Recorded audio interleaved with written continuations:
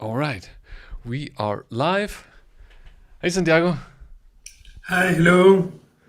Everybody on the stream. Welcome. We wanted this time to talk about how to. No, what did we call it? Man, I already forgot. The Because we're toolkit. the toolkit. Thanks. We wanted to talk about the toolkit, but actually, Arockia can't be here because she's not feeling well.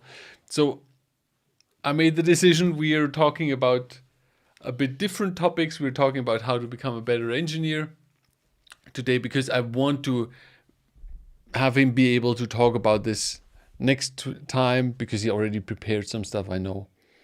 And yeah, so for this, uh, we open it to the chat. Ask us questions around data engineering, around our academy, around the coaching program that Santiago also does, and his stuff. And we can talk about typical questions that people have. And yeah, generally, Santiago, how do you like the sessions with the people? Whoa, that is a super good question. Because we have like different flavors of sessions. Sometimes it's crowded sessions. Sometimes, I mean, crowded. It's three people with different inquiries and different approaches and different maturities of the data engineering thing.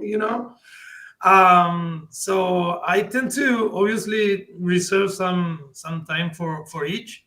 Obviously, I prefer the one-on-one sessions when some people book and they have the whole session for them.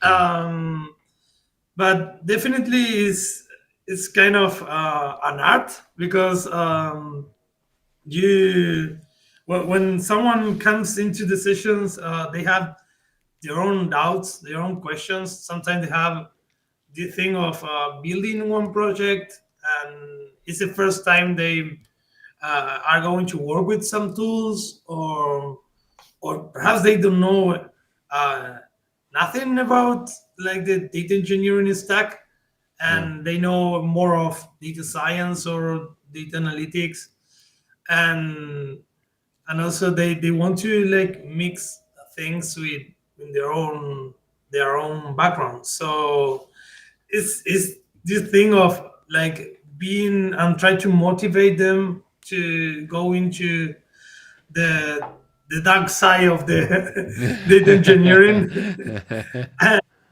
and then pick the tools that they feel more comfortable with, and yeah, also uh, trying to look for some job applications or job offerings, sorry, so they can like pick that tools for being better prepared for that. yeah. It's that is yeah. Yeah, I mean, we it changed a bit lately with the new group because I made the coaching more geared towards already engineers.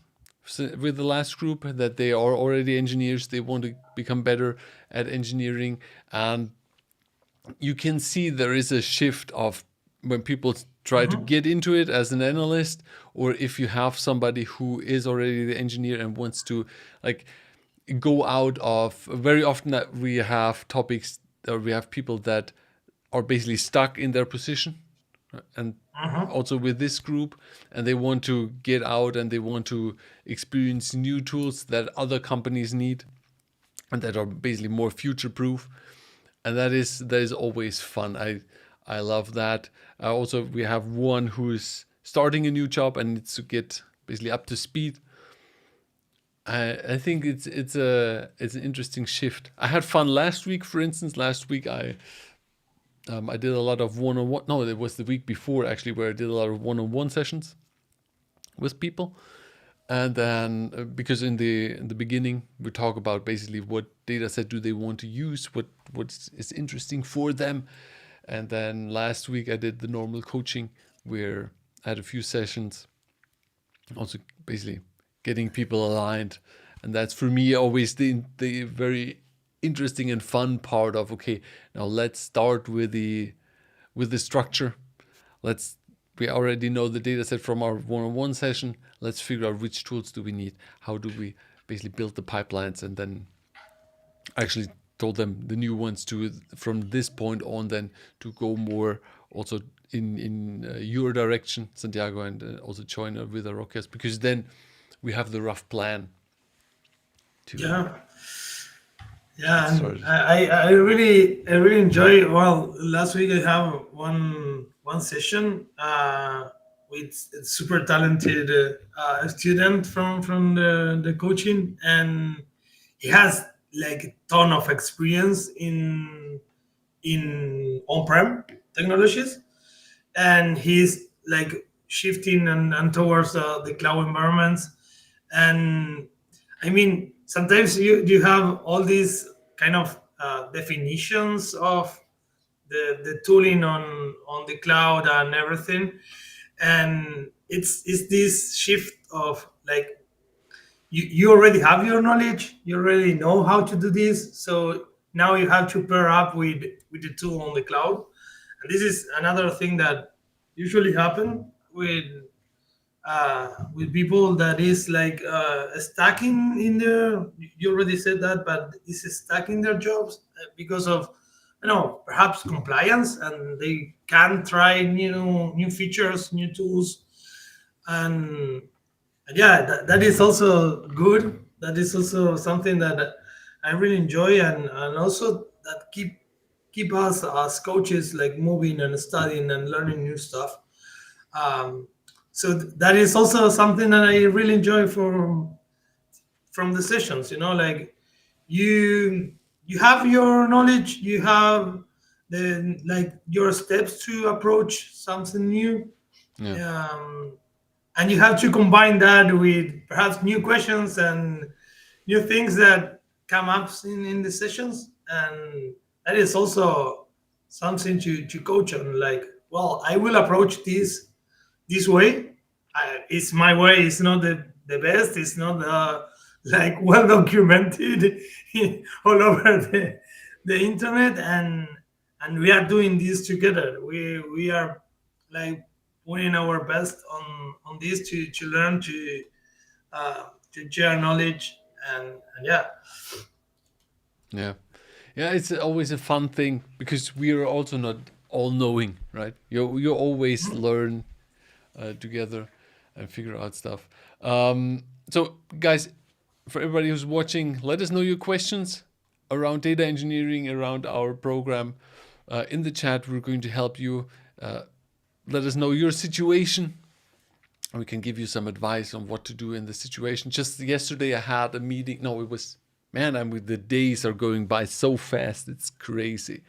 The day before yesterday, I had a meeting with someone, and that was also very interesting because she already was getting into data engineering. She was coming more from a software development role, and she already did some pieces of data engineering at their work, but it wasn't like not like she's working as an engineer. And she said, like, in my country, it's very difficult because there are no data engineering jobs. And people always say you have to go from the analyst side. You have to first become an analyst and then become a data engineer, which I personally, I don't like that at all. I think that's a terrible way of making the transition, or of a of having your career, because you want to do the engineering part. So why do you want to first spend 1.5 years in the analytics part?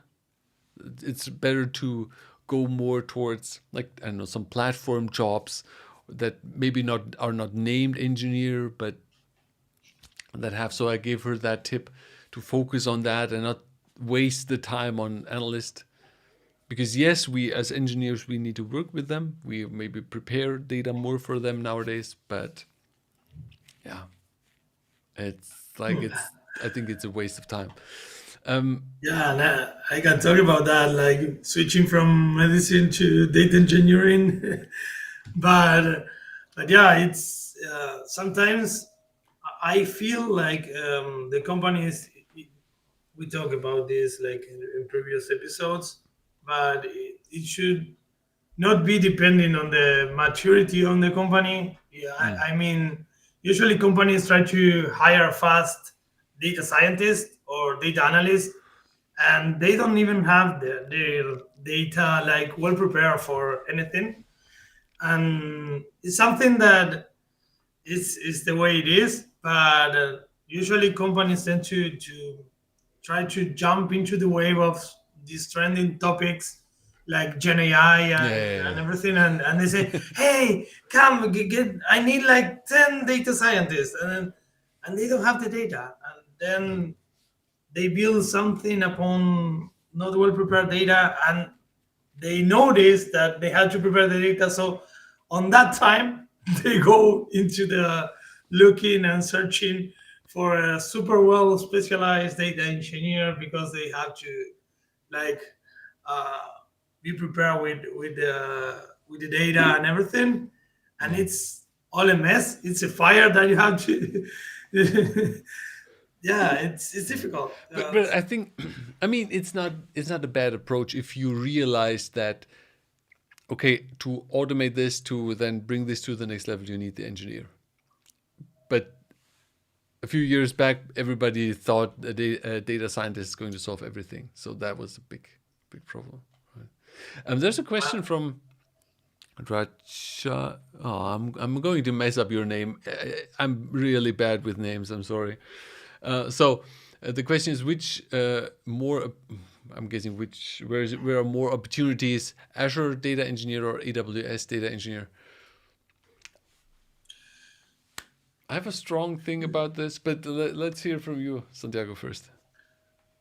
Um, I mean, AWS it's been long in the market.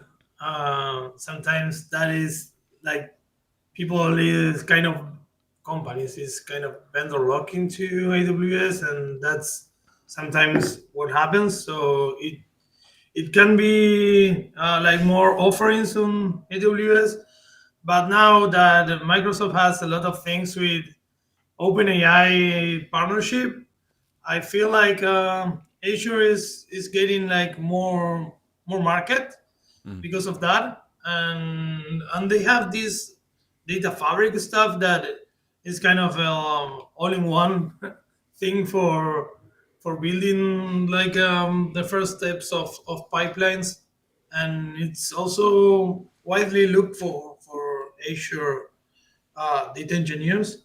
But I feel like it's more on the AWS side because of they went into the market faster than the other cloud providers. Uh, but yeah, that Yeah, is my opinion on that. yeah. I think you have to also look at the countries, because like whenever I talk with people from the EU, a lot of people like look into Azure. They see a lot of jobs with Azure, and I think that is just because like a lot of companies are already in the Microsoft ecosystem, and it's easy then to get into Azure. And also, as you said, like Azure has been gotten really well or really good. That's the right way to say it. They made big improvements, and earlier, a few years ago, it was like, you want to get stuff done, use AWS. But I think they are getting better. I haven't looked into Fabric yet. That's something that might come. Yeah. Um, I'm just looking here at a list of a few things that people always ask me around our program. One of the things that people always ask me is like, how does our coaching, uh, how is our coaching different than a bootcamp? That's something I think that people need to understand. The coaching is more geared towards mentoring and less towards teaching individual content in or content in lessons that are scheduled and that everybody comes to, right? We have stuff in the academy that when there is something new to learn, we just send them there. But the main goal here is you have you can do it on your own pace. You are not focused into this tight schedule that when you fall behind, then you're screwed, because is going on, and with the coaching you have this way of, okay, I need to take a break because I feel terrible this week. It's not done for me. I can just pick up where I left next week, right? Yeah, and usually it happens to me in the different companies I have been working on that they say that you have your roadmap, you have your career growth plan, Yeah. you know, and sometimes it's just this Google sheet with different things about, I know, company values, soft skills, technical skills, and on the technical skills they have, I know, different rows of different stacks of technologies or something, and perhaps some links to internal things on the company, or some YouTube courses or Udemy, whatever, and that is your career growth plan. That is your personal growth thing, you know, That's and you true. have to pick something from there. And I say, well, which is first? Which is how I had to approach this. I mean, when I was transitioning from medical doctor to data engineer, I say, hey, there is a lot of concepts about, I know, data warehouse, data lakes, architectures, pattern, designs, and say, I don't know how to embrace all this knowledge and get into it, you know, like, and understand and put all the pieces together. And that is something that when you mentor people, this is super different. When because you're like in these one-on-ones that we have during the week, you can come with your own questions, your own doubts, your own inquiries, and sometimes you feel like I try to make this with the coaching students, like try to let them be open-minded, try to bring all the questions they have. There is no silly questions, and try to make this environment like prepare for that. And all the people on the coaching try to put something on our Discord channel, try to interact with the community, and that's where the knowledge comes. And that Yeah. is something about knowledge sharing that is difficult in big companies and with these bootcamps also. It's also with fixed plans, because like when I look at the people that join the program, you can't really say, okay, everybody needs to do data modeling. Now we do a data modeling course, and for week one, everybody's looking into data modeling because there are a lot of people, they already know this stuff. It's a complete waste of time for them to actually look into these things because they're already very good at it. So then we can say, okay, instead of looking into the basics, just quickly build the model so that we can talk about it and we can figure out where to go. And like I think that is super important. And as you said, to have a mentor that actually tells you what to look into next, right? Yeah. So a Yeah. bit what I've been thinking about is if we like if we maybe also set up have basically two layers of coaching, one that is like we're doing right now, completely free from a terms of selecting the tools and looking at the goals. We could also do some kind of a hybrid approach where we're basically where the topics are set. Like let's think about for data engineering for data analysts, right? We had those in the beginning, and I've been doing learning. I've been doing learning plans for them in the beginning, and very often it's kind of the same thing that people should go through. And so I was thinking of maybe adding another coaching program for analysts that is also more, let's say, beginner focused, and where we say, okay, we start with Snowflake, we do DBT, we'll look into Airflow, we'll look into some automation of how to get the data in, and I don't know, some kind of processing, and this is structured in weeks. But if you go over these weeks, you're still, because we're doing mentoring, we're not doing this weekly sessions where the topics are fixed for the session. You can still make progress on your own speed, Mm. right? I, Yeah, yeah. I don't know. Yeah, actually, I think this as like the shortcut. You know, when you have something that is in a different scenario or seniority than you, and you want to learn from them. You want to like do this kind of pair programming thing, and that is something super good on the coaching side, uh, because yeah, we have you, Andreas, also there, and we can shift all our experience in different fields. I remember when I was doing the academy, and I have this opportunity with healthcare and all the compliance behind our HIPAA and everything. And I come to you and I say, hey, I have this thing, and I learn a lot from that space, and that questions, and that architecture design, like showing and sharing, and yeah, and you learn just by that, just by listen. Sometimes when I was on this coaching with you, Andreas, and other people comes, they have their own doubts and share Mm. that, just by sharing and listening to that, uh, like it's knowledge everywhere. You have Yeah, to take advantage of that, and sometimes I feel like people is looking for that in everyone, is looking for this kind of shortcuts, but they tend to think of this as magic, as they will have everything, and just by joining they are going to become data engineers. And yeah, you have to put your own, yeah. And it's you have you to have to work on this. put in the work, right? You have to put in the work. It doesn't work without doing the work.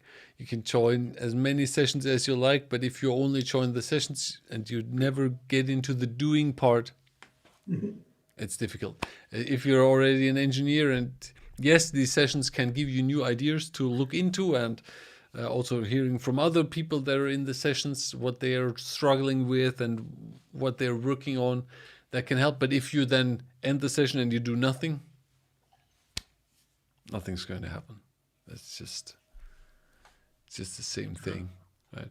And that's why I like one of the questions that we often get in my strategy sessions is like, is this a project based program? Because I feel like people are searching for. Now let me rephrase this. I feel like I'm getting this question because people are searching for stuff that is not just another course, that is not just another thing on one topic, right? Because that's also not what you are going to find in the jobs.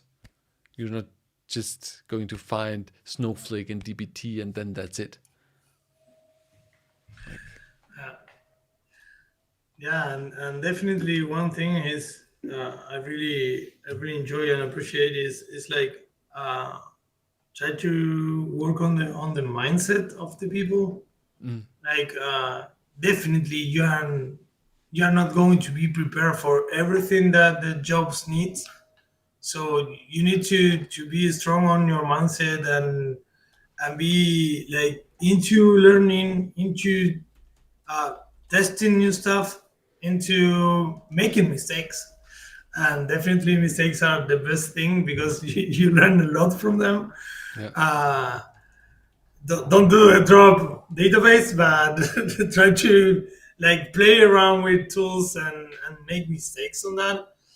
And definitely you can learn a lot from like project based coaching, or but the most valuable thing of that is like picking your own data, picking your questions that you're going to ask for that data, prepare your data with the tools that you pick, and perhaps challenge that with the mentor and say, hey, I want to test this, I want to practice, I want to get better on this. And definitely, like, the path is, you know, the thing about the T shape of your skills. And definitely, when you go with the end to end of the project, you kind of widen your T shape of skills. And that's a goal. Yeah. For me, that's a goal, to be good at um, different places, like thinking, designing the architecture, playing around with, Kafka, Spark, and then you can fly on the deepest side of that tools, like go into fine tuning Spark, go into, how to do a good architecture on one cloud, another cloud. What Yeah. are the best practices of that? And yeah, there is a lot there to research and learn. Yeah, but it's a good way to do this in a project. One thing I'm always uh, hyped up about is what type of data sets people find. Is with the last people now that I talked, they have really cool ideas. One was a data set about some bike sharing, and there are a few companies out there that do that, where you get the data from the stations and where you get the data from the bikes. And then the next cool thing is, okay, now once you have the data set, I see that is very interesting, because people struggle with this, is then setting the right goals for this. Like figuring out, okay, now we have the data set, what are some transactional goals, or some basically end user goals that we want to have, and what are some analytics goals that we, because I'm always trying to separate this into OLAP and OLTP processes, and I found this very fascinating of what what type of data sets people come up with. We had one where Renee did that was really cool, where she scraped data from the internet about some like crypto coins, and then she was, or was it, yeah, crypto coins, and then she was building a website basically for that, where you can then monitor the performance, or the value of these coins and so on. That was really cool, and she did all the processing, she did all the data modeling behind it, the automation, and that was really cool. Yeah. Definitely is a place where you can kind of play with data perhaps you are not going to face in any company that you can work on. So that is also good. And you can play with data that you really like. And also, one thing about this is, when you are kind of interested in the data, try to play roles with this scenario, like, well, now you can play the role of the stakeholder, so you can think about KPIs and metrics. And sometimes you don't have that opportunity also on the daily basis, or daily work, to be on different sides, like looking around your data set, and what value that I can take and bring from this. And that is also super good here. It's like playing around, like kind of this role playing, and you have the full stack scenario of data, like, I need to see, for example, in this thing of the bike rental, which are the stations that perhaps have a lot of bikes, and anyone is using them. So perhaps making this monitoring thing of shifting bikes from one place to another, like the hot stations. And yeah, that is something that is really interesting to play around. Like, hey, I can see this, I can, you are your own interpeller with that. Mm, So yeah, that is good. yeah. One question here from Aldo. I think he's also from Argentina. I was Uh, didn't I see here? I think he posted the flag. Sorry. yeah, What do you think about remote execution in Airflow D version 3? Can you replace the need of Airbyte, for example, instead of keeping its infrastructure and using operators like Python operators or transfer operators to ingest data? So I think with that, I don't think it's a replacement because I don't want to get into too much details, but generally, when we think about Airflow, what are we doing with Airflow, right? Uh, Airflow is there not for the processing. It's not for doing the actual or working with the data directly. It's for orchestration, right? So what you would do is with the remote execution, your you can run it outside of your cluster or outside of your platform, but the what it's going to do is it's still going to work with other tools and trigger and manage the pipelines with other tools. So you could have your Airflow in the cloud, but you have remote execution. Like you have instances that are running locally and you then work with or transform the data through Spark locally. So I think this is, although this is something very important that you need to keep in mind, Airflow is not meant for like running Python. Oh man, how's it called? Um, didn't he also put this in there?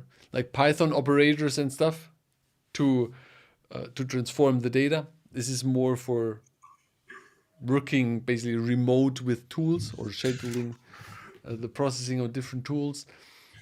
So it's not replacing these tools, I think. yeah. Regarding that, I have been working on a project that they were on a cloud provider and they tried to take advantage of the cluster where Airflow was spin up and used some idle pods on that, like processing stuff. And it was a huge, it was the billing was going super expensive. Because of that, they need to upgrade the cluster on where Airflow was hosted, and definitely they have a lot of troubles and performance issues because of trying to process things with Python operators in the same cluster where Airflow was deployed. So Mm. definitely best practices. Airflow is orchestration. Just go for that on Airflow. Don't tend to process everything there, and usually also people tend to use a lot of XComs and share data between tasks, and they say, hey, I can like use this for sharing full data sets from one task to another. And definitely they supercharge the database behind the scenes of Airflow, and that doesn't work also. So again, as Andreas says, Airflow is orchestration and it's a super powerful tool for that. And we have to use or try to get into the best practices for that. Mm. I mean, what is your answer here? Of course, but with transfer operators like HTTP with the operator and the possibility to run tasks out of Airflow clusters seems to be reasonable to run ingestion with remote execution. What do you say about this scenario? Perhaps Aldo is thinking about like the difficult dependencies that you may have on a pipeline, like try to consolidate everything on Airflow. That can be good, but you have to perhaps store data in intermediate steps or tooling. Perhaps you are using this HTTP operator to, I know, retrieve data from some API and put it on, I know, Google Cloud Storage or something like a NoSQL database. And then on the next step of the DAG, you're retrieving data for that storage source and trigger another processing tool for making the transformation. Perhaps perhaps that can work. Like make these dependencies. Sometimes you need to handle different dependencies and different scenarios that are complex, and perhaps for that is good. But I think that you have to architect that well for like using different storage layers in between the task.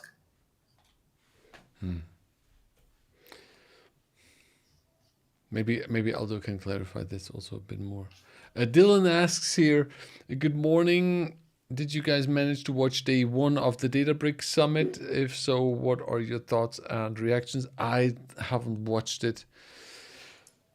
I can't keep up with this stuff. I'm working on stuff for the academy. I'm working on content and the Spark optimizer lately that I'm building. So I haven't like. Have you watched something, Uh, Sonia? No, no. Yeah. Have you like Dylan? What have you seen? Have you seen something that is interesting there? Put it in the comment. The comments would be interesting to hear. Yes, sometimes it's a bit difficult. I have a lot of to do things in the to do list, like read this, go into this video, try to. That is super difficult to be like uh, with all trends, like in the up to date Yeah. scenario. I don't know how people do this. Like there's the AWS reinvent. Wasn't there a Snowflake just recently, or is that coming up? Then you have Databricks. Then you have other things. Like I don't know how people are doing this that they can actually follow these events. Like I never have the time to get into this. I don't know. Yeah. Like and these are usually events that are not just an hour, right? There's a multiple hours, multiple days. Yeah.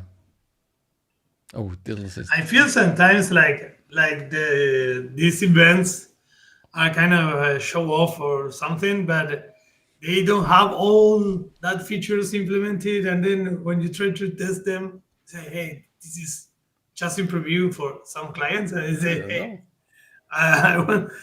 it happens to me sometimes with some cloud providers that you face this. Oh, you say, hey, this is the solution I was looking for. This use case that I have, and then when you this is on preview. You cannot use this on production, for example. Mm. They say, oh, come on. I I actually I have to say I can't say anything if this is the case because I had never like I know I mean we all know how people are. They like to show off something and then it's not available yet. So I can imagine that that is happening. Well, I don't know how it is with Databricks. Now Dylan is really like he's teasing us here. He says Databricks announced. Oh, okay. He announced. They announced free edition, lake-based, fully managed Postgres database integrated with Lakehouse and built for AI. Of course, everything is built for AI, like transactional OLTP database stuff. Databricks apps are GA and they have app builder ecosystem with different partners like Lovable. Okay, apps, interesting. Databricks apps. How does that look like?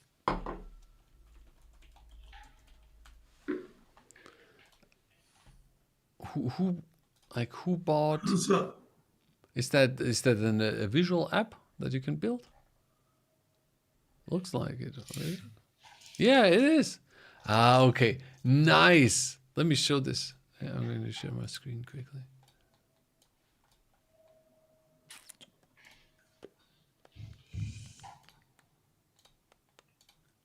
Here. It's basically you can go. Then of course this is German. Let me see.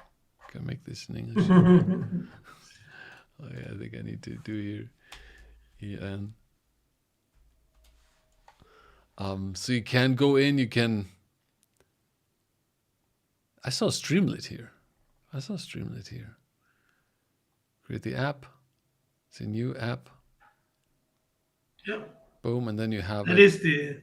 You can deploy it, and then you have your app here. But dynamic user friendly. Were they the ones who bought Streamlit, or was that Snowflake? I don't remember. I believe it was Snowflake. Was that Snowflake? Because I think so. Yeah. somebody purchased it, and I was waiting for this forever, and now Databricks is bringing this. I think that is the ultimate power move, to bring in apps that you can build straight out of your platform, because it's super annoying. Bluey says yes, it was Snowflake. Yeah. I think Lake Base is Neon rebranded. Not sure. So, what did I say? Yeah, why you want to make it as easy as possible for people to work with the data and then to actually visualize the data, right? So that absolutely makes sense to put in there. Okay. Yeah, everyone is into agents right now. So Uh-huh. they also Dylan sent something on the chat. They also announced agent bricks. One sec. Ancient bricks. Okay. Yeah, I recently read this paper from Apple that they say that large reasoning models are really good for a lot of tasks, but actually they are not good for reasoning. Mm. So I mean, Apple is not into that super LLMs. They don't have actually an LLM like Yeah. for their Apple. community. I think Apple wants But to partner, right, with ChatGPT, with OpenAI, OpenAI. yeah, I mean, yeah, yeah, yeah. And definitely it's kind of weird that they say, hey, I challenge every model that is on the market, and they underperform on the reasoning task that I showed to them. But yeah, they don't have anything to show from their own side. Like they don't have built anything on that. But this paper is kind of interesting because it's showing. We talk about AI, and if AI is going to take a lot of work from people away and blah blah. And this paper shows that models are really good to understand and to track patterns that they they memorize kind of patterns that have been working for the industry long time ago, yeah, and they learn how to apply it. Just just that. So they can reason like they. You can like chat with them, prompting them, and take some doubts from take some doubts out. And they cannot make the whole process of listening is something that is not emulate. You cannot emulate your brain.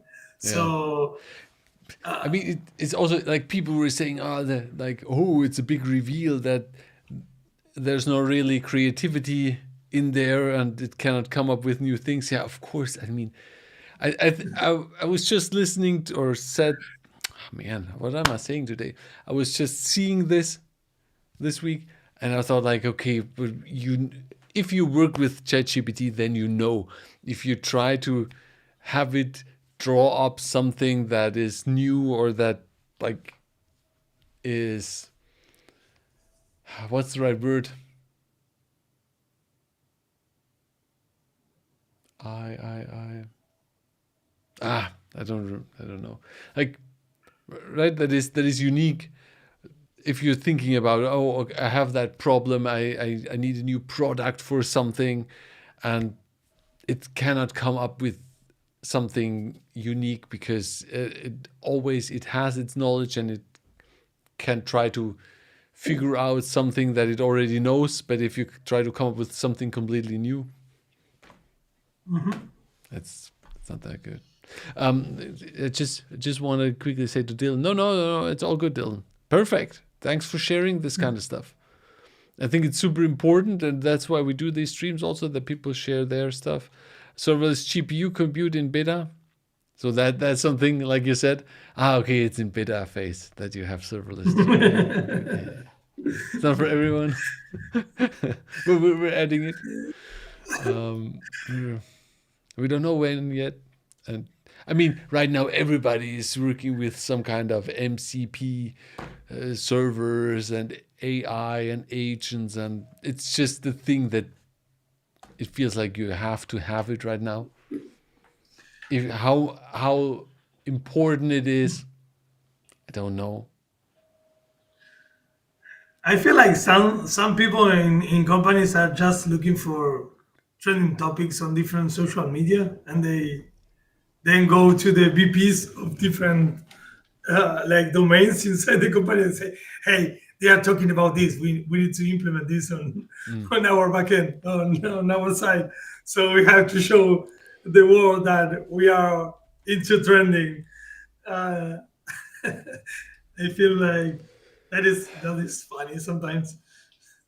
Yeah, so, but there is stuff in there. Databricks MCP model context protocol. I'm just looking at Google. Databricks. How was it called? How did it say it? AI Uh, solutions? No, Lake House. MCP servers.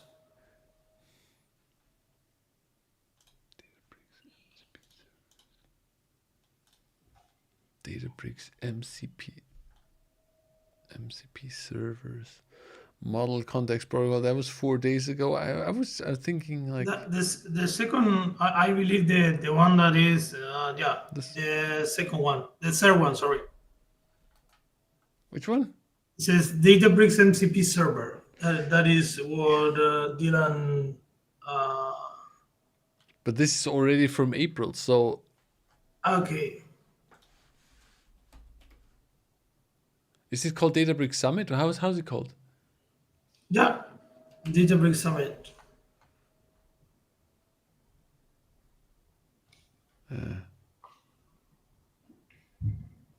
Yeah, eight. That's the So problem. You enter MCP on Google and it will show. boom. You're screwed, yeah. And probably now the whole social media from your side is going to sell something about MCP right now. Yeah, it's true. It's true. That is true. Everybody's okay. We now know Databricks is also doing it, so we need to add it as well. Um, on a more serious note, Baker here says, "Where can I get an internship in data engineering? I'm zero experience searching for an internship. It's difficult right now. Internships, like." Very difficult. Maybe not look specifically for data engineering, because you can also the beginner or the entry level jobs with data engineering are not really there. So maybe look for internship with anything that is related to data engineering. We were talking about Azure, or we're talking about AWS.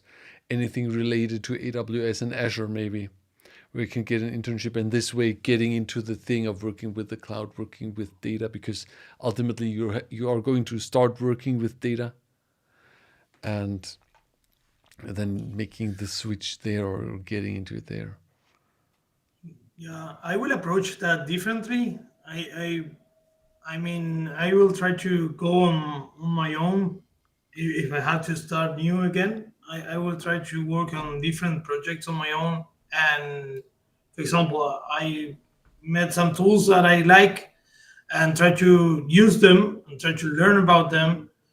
Obviously, the fundamental thing about data engineering, like definitions and architecture, I really spam this in previous session, that the blueprint from Andreas is really cool, and It helps a lot. It's on the cookbook also that is free on GitHub. So try to learn all the concepts from data engineering, and then one thing that I learned late, that was bad. Well, I learned anyways.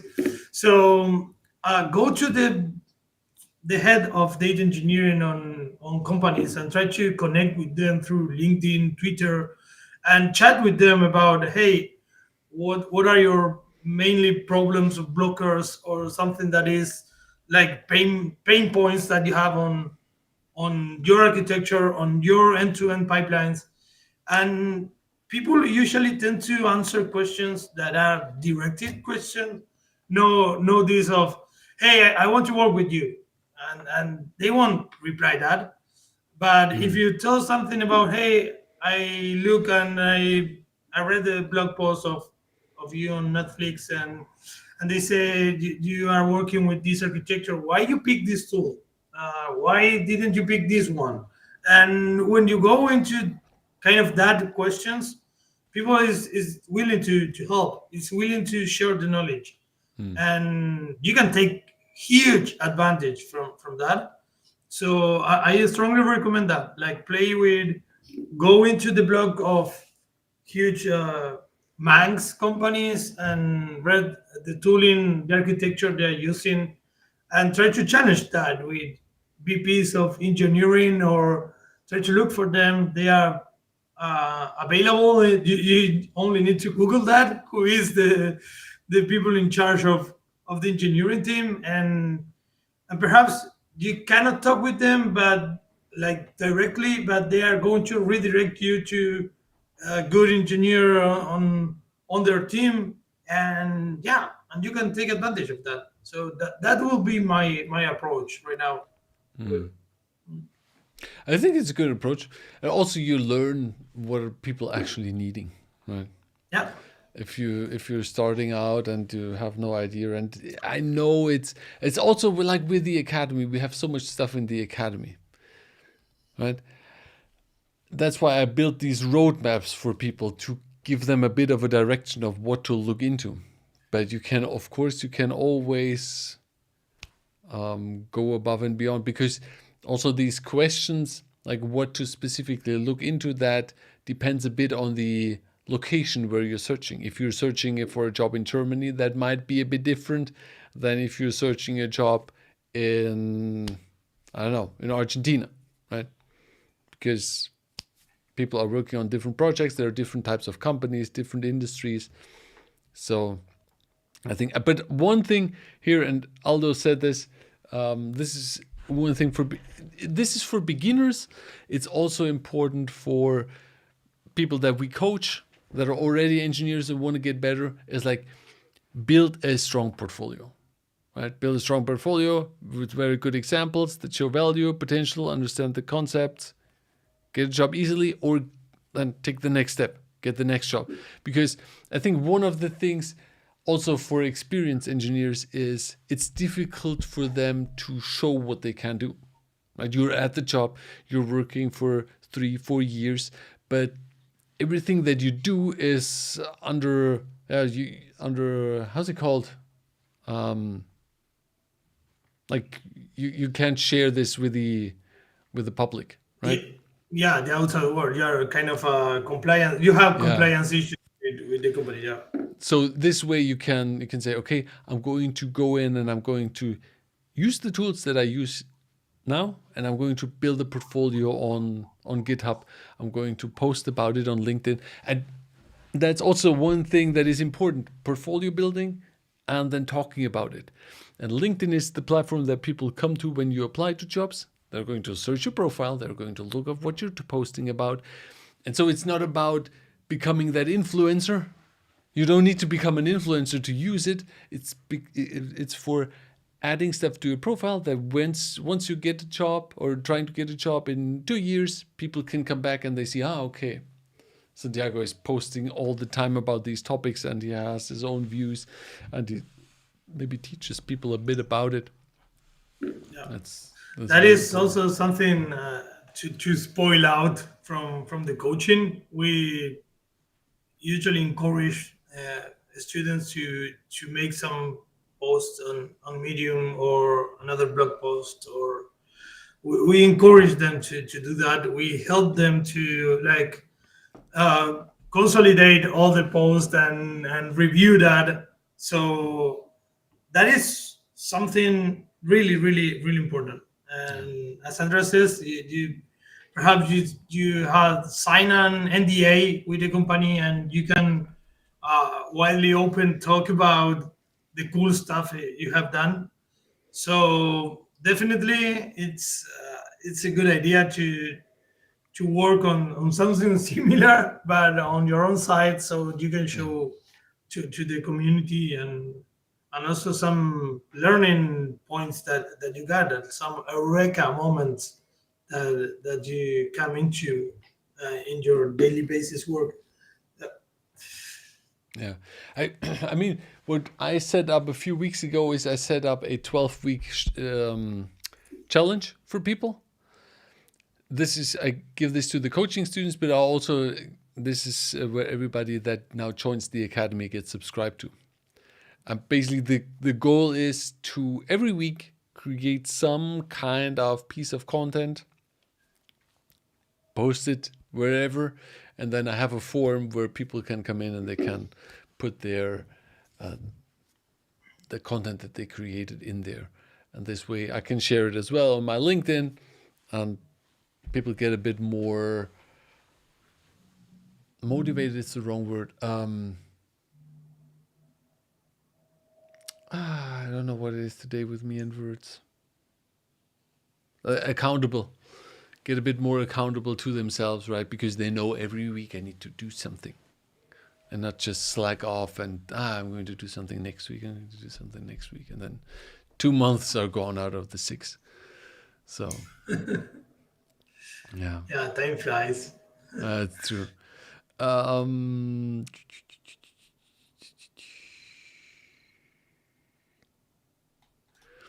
the Blue asks here, do you have any experience to share of how heavily regulated businesses have adopted AI for their production environment? If so, how did they approach their roadmaps to that state using AI in prod? I'm I'm not really in that market anymore. I have a feeling from what I see out there, but I think Santiago, you have a bit more insight on this. No, no. Actually, that is usually tend to be some task from ML ops, like this another rebranding of data scientist roles, or kind of. So usually my task that doesn't been involved with ML ops, but in some projects, yeah, you have to deploy or challenge models when, for example, there is one model in production, and during the retraining, the new model or the retrained model is performing better on that. You have to have these kind of pipelines to like take the old model down and put in production the new one. So that is more on ML side, but you have some tools for that. I tend to work a lot with GCP, and you have that Vertex pipelines that is kind of an orchestration tool for that. So it's kind of a particular topic in between the whole data ecosystem, but I mean it will depend on the model what is intended to do, because again you have a lot of things of compliance behind the scenes, uh, perhaps not in recommender systems, because it's just looking what is the user like searching and going into, but with I know with discounts and everything, it's difficult because you have to prepare the data for compliance with obfuscation and some techniques on that. But I mean, it's not my area of expertise. But usually the companies I have been working with, they have toolings for that, like Vertex on GCP. Yeah. But I think the thing is still when you look at a lot of job descriptions, it's very generic, very generic. Yeah. It's not super well defined of what kind of AI you're doing and so on. So I still think a lot of people are in the early phase. It's not like they are fully in production with everything, that they're still in development. And I know how long this can take. So I I think many companies don't run this too much in production. It's not every company is a startup in the US that works on some kind of a online app or something. Definitely. Definitely. Yeah, I'm a doctor. I saw that. I'm a medical doctor. I switched in during the pandemics, and yeah, Yeah. enjoying Yeah, right now. whenever we have health questions, we ask Santiago, and he says, "Wait a week, and then it's fine."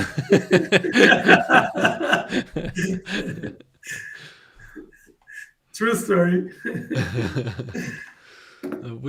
How was the saying with With medicine? antibiotics, With yeah, with when you have the flu and they say, "Hey, this is going to get better in 1 week without anything, and in 7 days with antibiotics."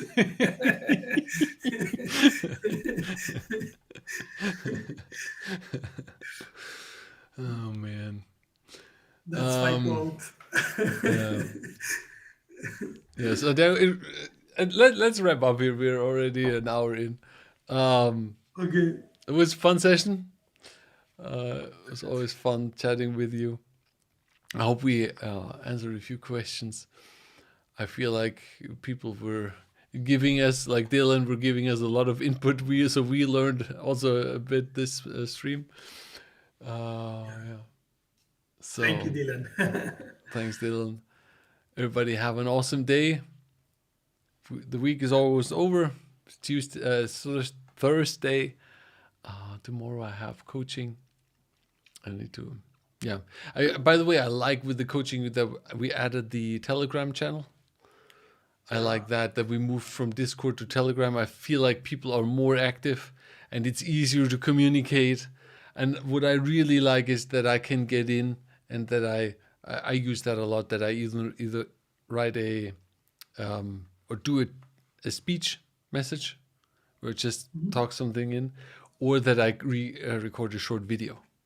I really like that. I think that was a good choice to make to stay better in touch with people. Yeah. That's good. Yeah. Okay. Well, Santiago, thanks. I think next week we're not here, right? Because Arockia is also not here next week. And then we're going to do the Thursday after that. And you're also not here, you said, yeah, being on a on the trip. on a small trip. Usually we don't say that we're on a trip because then everybody knows the house is empty, right? I don't have much stuff here, so